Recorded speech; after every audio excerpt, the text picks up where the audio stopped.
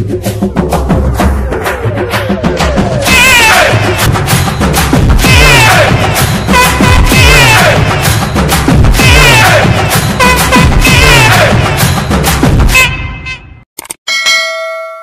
বন্ধুরা, তোমরা কেমন আছো? প্রতিদিনের মতো আমি সুমিতা আবারও চলে এসেছি তোমাদের হাসাতে। ভিডিও দেখো আর লাইক সাবস্ক্রাইব করো।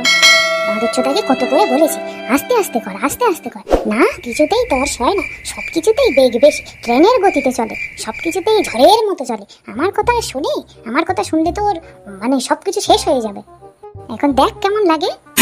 বড় ছেলেটা 1 বছর যেতে না যেতেই ছোট ছেলেটা হলো, ছোট ছেলেটার আবার এই 6 মাস যেতে না যেতেই আবার আমার এই অবস্থা, বমি বমি পাচ্ছে, মাথা ঘোরাচ্ছে। আমি কি করি, আমার মাথা কাজ করছে না। আচ্ছা তুমি এত টেনশন করছো কেন? জন্ম দিচ্ছি আমি, কর্ম করবো আমি, খাওয়াবো আমি, পড়াবো আমি, স্কুল পাঠাবো আমি, সবই করবো আমি, তা তোমার সমস্যা 10টা মাস খালি পেটে রাখবা? না, আমি পেটে রাখতে পারবো না। আমি কি ফ্যাক্টরি নিয়েছি নাকি প্রতি বছর পেটে রাখবো, প্রতি বছর পেটে রাখবো? হ্যাঁ, ব্যাপার স্যাপার কি? তোর ভাবসাব কি? তুই কি মানুষ হবি? হ্যাঁ, তুই মানুষের শরীরে অমানুষ। এখন চল ডাক্তারের কাছে নিয়ে, ডাক্তারের পিছনে টাকাগুলো কার ঢালতে হচ্ছে? তোরই তো ঢালতে হচ্ছে নাকি? তোর যা বেগ শরীরে, তোর যা স্পিরিট, ওসব কন্ডম টন্ডমে মানবে না, বুঝলি তো? দয়া করে মুখটা বন্ধ কর, গাড়ি চালাচ্ছি, নাহলে অ্যাক্সিডেন্ট করে দেবো কিন্তু, দুজনে একসাথে পটল তুলবো। তখন তো এই পটপটানি সব বেরিয়ে যাবে। হ্যাঁ, আমি তো পাগল, তাই সারাদিন পটর করি, সারাদিন পটপট করি। আমার শরীরে কি আছে? আমার শরীরে কিচ্ছু নেই, কোনো ভিটামিন নেই, কিচ্ছু নেই, সব শেষ, সব জলাঞ্জলি গেল। তোমারে বিয়ে করে সব পুকুরের জালে ভাসিয়ে দিয়েছি আমি। চুপ করো, চলে এসেছি, ডাক্তারের কাছে চলে এসেছি। দাঁড়াও, একটা ব্যবস্থা তো একটা হবে নাকি? চুপ করো। ব্যবস্থা? কি ব্যবস্থা করতে চাও তুমি? আমি নিজে হাতে প্রাণ হত্যা করবো না।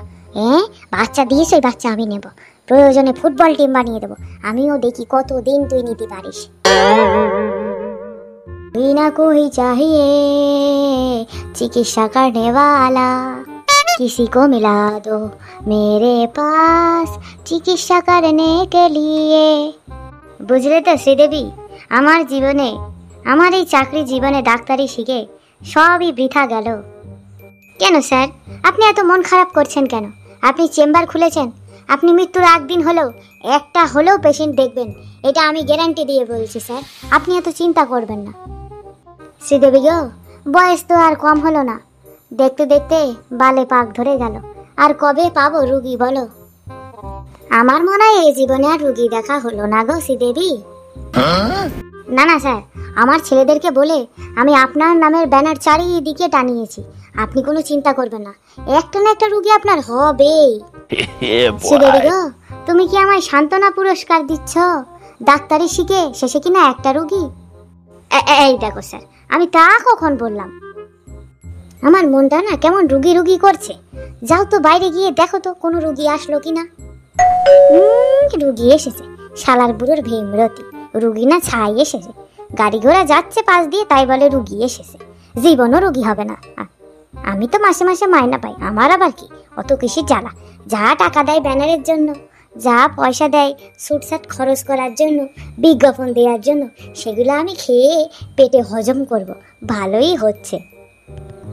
এরকম ডাক্তারখানা তো পাবো না কোথাও, অন্য জায়গায় খেটে মরতেই হবে, তাও মাস গেলে ঠিকঠাক মাইনে পাবো না। এখানে তো আর তা হবে না। হ্যাঁ, মাসে মাইনেটাও পাবো, আবার সব হবে। এ কি, রুগী এসেছে? হ্যাঁ, একটা রুগী ঢুকেছে মানে তো আরো রুগী আসবে। এ রুগী এলো কোথার থেকে? কি গো শ্রীদেবী, রুগী এলো নাকি? তাড়াতাড়ি ভিতরে পাঠিয়ে দাও, রুগী দেখার জন্য আমার মনটা আকুপাকু করছে। স্যার, একটা কথা আমার মনে খুব করে প্রশ্নটা জাগছে। বলছি, এরা কোন জায়গা থেকে ব্যানার দেখে আসলো বলুন তো? ওসব আমি জানি না, আমি কি শুধু তোমাদের ভরসায় বসে আছি নাকি গো শ্রীদেবী? আমিও নিজের মতো কাজ চালাচ্ছি। তোমরা যারা ব্যানার ট্যানার দিচ্ছ, আমিও মোবাইলে প্রতিনিয়ত বিজ্ঞাপন দিচ্ছি আমার ফেসবুকে, বুঝলে তো? হয়তো সেই সব দেখেই এসেছে। ভিতরে নিয়ে আসো।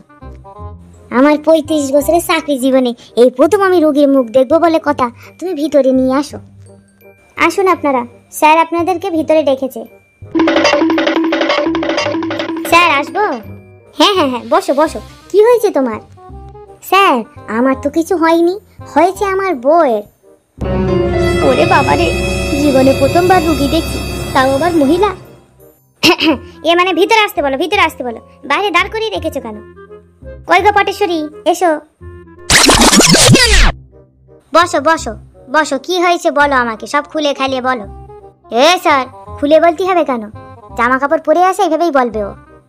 আরে বাবা, খুলে বলবে মানে সবকিছু ক্লিয়ার ভাবে বলবে, কি হয়েছে না হয়েছে, কি সমস্যা, কি বৃত্তান্ত। একটা কথা জানো তো, মানে ডাক্তার আর পুলিশ এই দুজনকে কখনো মিথ্যা কথা বলতে নেই, সব সত্যি বলতে হয়, না হলে ক্ষতিটা তাদেরই হয়। ডাক্তারের আর পুলিশের কিন্তু কিচ্ছু হয় না। তুমি বাইরে যাও, আমি রুগী দেখবো। স্যার, রুগী বলছেন কাকে? রুগী বলছেন কাকে? ও প্রেগনেন্ট, রুগী না। আমি বলে দিচ্ছি ও প্রেগনেন্ট, রুগী না। আমার স্ত্রীকে রুগী বলবেন না। আচ্ছা ঠিক আছে ঠিক আছে, রুগী বলবো না, আমি পেশেন্ট দেখবো। তুমি বাইরে যাও। স্যার, চলেই যাচ্ছিলাম, যেতে গিয়ে আবার একটু ব্রেক মারলাম। মানে বিষয়টা হচ্ছে, একটা কথা জিজ্ঞাসা করবো আপনাকে। জিজ্ঞাসা করবো? হ্যাঁ হ্যাঁ, করো করো, কি কথা? বলছি স্যার, আপনার চুলগুলো তো পুরো একদম সাদা হয়ে গেছে, তা গোপটা এখনো ঝলক মারছে কেন? এই, আমার গোপ নিয়ে কোনো কথা বলবে না। গোপ নিয়ে কথা বললে কিন্তু আমি কাউকে ছাড়ি না। গোপ আমার খুব পছন্দের, আমার প্রিয়। গোপ হচ্ছে আমার অহংকার, বুঝলে তো? আমার গোপ নিয়ে কোনো কথা বলবে না। আর এই গোপ আমার বংশ পরম্পরা, আমার বাপ ঠাকুরদার গোপ, বুঝলে তো? যাও, তুমি বাইরে যাও, আমাকে রোগী দেখতে দাও, ডিস্টার্ব করো না। A few moments later. ঠিক আছে ঠিক আছে স্যার, আপনি দেখুন দেখুন, আমি বাইরে যাচ্ছি। তো স্যার আমাকে বাইরে যেতে বলছে, তুমি বাইরে যাবে না? না, আমি স্যারের অ্যাসিস্ট্যান্ট। তুমি স্যারের অ্যাসিস্ট্যান্ট? স্যারের বাড়িতে বউ আছে, আবার স্যারের এই ডাক্তারের রুমে একটা মহিলা থাকে। বাবা, স্যারের কি ভাগ্য! আমার বউ যদি দেখে কোনো মহিলার গা ঘেঁষে বসেছি, ও তো আমার আগুন লাগিয়ে দেবে। বসো বসো বসো, বলো তোমার কি হয়েছে? ও,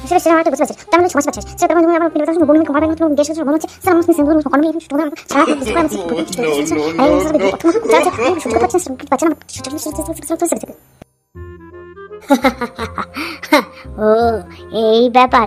নতুন নতুন বিয়ে হয়েছে তো, এখন অনেক কিছু হবে, সহ্য করতে হবে, সব কিছু সহ্য করতে হবে। তাহলে আর বিয়ে করেছো কেন? সংসারে এসেছো কেন বলো? নার্স, তুমি যাও, তুমি গিয়ে আমার স্টেথোস্কোপটা নিয়ে আসো। Okay sir. বাহাদুর চোদা, বুড়ো চোদা, রোগী পেতে না পেতেই ফরমাইশ করা শুরু হয়ে গেছে। দেখি, হাঁ করো তো।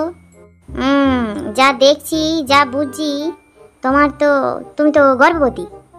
তা কোন সময় এই প্রেগনেন্টটা হলে বলতে পারবে? কিভাবে হলো, কিভাবে করলে, কিভাবে কিভাবে সব হয়ে গেল, সব আমাকে একটু বলো তো দেখি। ওসব কথা কি করে বলবো?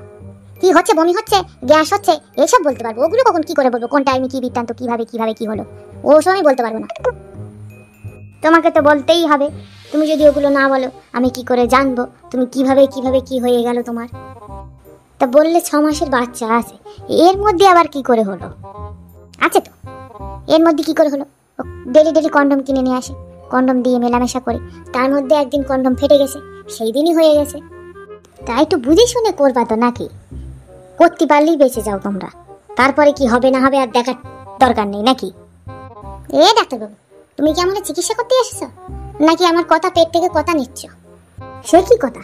1 ঘন্টা হয়ে গেল বাইরে দাঁড়িয়ে আছি, এখনো ডাক্তার দেখানো হয়নি? কি এমন ডাক্তার দেখাচ্ছে শুনি? দেশে কি আর কোনো ডাক্তার নেই? হ্যাঁ? আরে বাবা, এত মাথা গরম করলে হয়? ডাক্তারের কাছে নিয়ে এসেছো, রোগী দেখবো, তারপরে তো রোগীকে ছাড়বো, নাকি? হ্যাঁ? আর দেশে ডাক্তার আছে কি না আছে জানি না, আমার মতো খুঁটিনাটি করে কেউ দেখবে না। আমি দেখাতে চাইও না, এই আমার বউকে নিয়ে আমি চললুম। এখান থেকে চলো, তোমাকে আর এখানে ডাক্তার দেখাতে হবে না, আমি অন্য কোথাও ডাক্তার দেখাবো। এ কি চলে যাচ্ছ যে? আমার ফিসটা তো দিয়ে যাও। ফিস? কিসের ফিস? 1 কানা করেও দেবো না আপনাকে। যা বাবা, আমি এত সুন্দর করে দেখলাম, আর আমার এই ফিস না দিয়ে চলে গেল। তোমরাই বলো বন্ধু, এটা আমার সাথে অন্যায় হলো না? আমার মতো ডাক্তার কি তোমরা পাবা? কখনো পাবা না। কমেন্ট করে জানাও, পাবা কি পাবা না। স্যার, স্টেথোস্কোপটা নষ্ট হয়ে গেছে, ঠিক মতো কাজ হচ্ছে না, তাই আর আনলাম না। এনে কোনো লাভ নেই গো শ্রীদেবী, পেশেন্ট পার্টি চলে গেছে। ভালো হয়েছে ভালো হয়েছে, খুব ভালো হয়েছে, খুব শখ রোগী দেখার না? দেখ এবার কেমন লাগে। শ্রীদেবী, তুমি যেন মনে মনে খুশি হয়েছ। এই তাড়াতাড়ি খাওয়া দাওয়া কর, খাওয়ার টেবিলে কোনো গল্প চলবে না। খেয়ে দিয়ে আবার স্কুলে যেতে হবে, স্কুলে যাবি। পটেশ্বরী, আমার এখন বুক ফুলিয়ে চলার সময়। আমার 3 ছেলে, 3 ছেলেই বিয়ের লায়ক ছেলে। হ্যাঁ, সে কি আর বলতে, এক ধাক্কায় 3 ছেলে। একটা জোয়ার আসে গো পটেশ্বরী, একটা জোয়ার আসে। এখন আর সেই যৌবন জোয়ার নেই। ওই কথা, তোমার আর প্রোটেকশনও নেই, বাচ্চাও হয় না। যখন ছিল এক ধাক্কায় 3 ছেলে। এই, খাওয়া দাওয়া হয়ে গেছে, ওঠ সবাই, এবার স্কুলে যাবি। ও মা, আমার তো পেটে ব্যথা করতে, আমি স্কুলে যাব না। এই দেখ সুপার ট্রেন, রোজ রোজ স্কুলে যাবি না, তোর একটা নাটক হয়ে গেছে। চল, তোরা যে ডাক্তারের কাছে নিয়ে গিয়ে তোর পোদে 2টো সিরিঞ্জ ঢোকাবো, দেখি তোর পেটে ব্যথা কোথায় যায়। ও বাবা, আমার ব্যথা তো মেয়েদাতে, আমি এক্ষুনি স্কুলে যাচ্ছি। এত সুন্দর ছেলেটা আমার, নামটা কত সুন্দর, সুপার ট্রেন। ওর কোনো খুঁত নেই, একটাই খুঁত, তোতলা। সব হয়েছে এই ঢ্যাবনা চোদার কারণে। হ্যাঁ, কন্ডম ফেটে কি আর পুরো প্রোটেকশন গেছে? একটুকুনি যা জন্মেছে। ওরে বাবা থাম, তুই থাম। যা হয়েছে ভালোই হয়েছে। ও আমার সোনার আংটি বেকা হলেও মার্কেটে চলবে, বুঝলি তো? যা এবার, যা তো। এই দেখ মর্দালো, আমার এই ছোট ছেলের যদি বিয়ে না হয় না, সারা জীবন যদি ও আইবুড়ো থাকে না, তুই দেখবি তোর আমি কি করি। তোর আমি মাথাটা খেয়ে নেবো বকে বকে, চিল্লে চিল্লে তোর আমি কানের মাথা খেয়ে নেবো, তোর আমি জীবনটা অতিষ্ঠ করে তুলে দেবো। তুই দেখিস তোর আমি কি করি মদচোদা। এ মেয়ে ছেলে, তুই একটু চুপ কর দিনি, তুই চুপ কর। তোর জ্বালায় আর ঘরে বাড়ি টেকা যায় না। বাবারে বাবা, তুই অত চিন্তা করছিস কেন? তোর ছেলের বিয়ে না হয় আমি আবার বিয়ে করে তোর ছেলের বউ করে দেবো। আমি বিয়ে করে তোর ছেলের নামে বউ করে দেবো। চিন্তা করছিস কেন? পাদচোদা, একটা বিয়ে করে 3টে জন্ম দেছে, আবার একটা ছেলের নামে বউ এনে কচি বউ দেখে তখন আরো 3টে জন্ম দেবে। নেই, নাতিপুতি ছেলে পেলে সব একসাথে মর। শোন, আজ আমরা অনেক বেলুন কুড়াবো। ওই যাদের যাদের ঘরের পিছনে বেলুন পড়ে আছে, বুঝলি তো, জানিস তো? ওই ফটকে কাকার ঘরের পিছনে আছে, ফুটো কাকার ঘরের পিছনে আছে, লালি বৌদির ঘরের পিছনে আছে। এটা জানিস, আমাদের ঘরেও অনেক বেলুন আছে, বাবা নিয়ে আতে। এই দেখ, আমি তো 2টো পকেটে করে এনেছি। এই, তুই বাবার বেলুন এনেছিস কেন? বাবা যদি না খুঁজে পায়, কপালে বলে খুব দুঃখ আছে, বাড়ি গেলি বিশাল মার খাবি তুই আজকে। কি বলছিস? বাবা তো জানেই না যে আমি প্রত্যেকদিন বেলুন দুলো তরি। এটা চুটকি, এটা কথা বলতো, এই বেলুনগুলোর নাম কি? এত ফুলাই, অনেক সময় জল দিয়েও ফুলাই, তাও অনেক বড় হয়, সহজে ফাটে না। আমি জানি ওই বেলুনগুলোর নাম কি, ওগুলো টন্দম। এই চ, এখানে দাঁড়িয়ে থেকে আর লাভ নেই, স্কুলে যেতে হবে তো, তাড়াতাড়ি কুড়িয়ে নিয়ে আসি।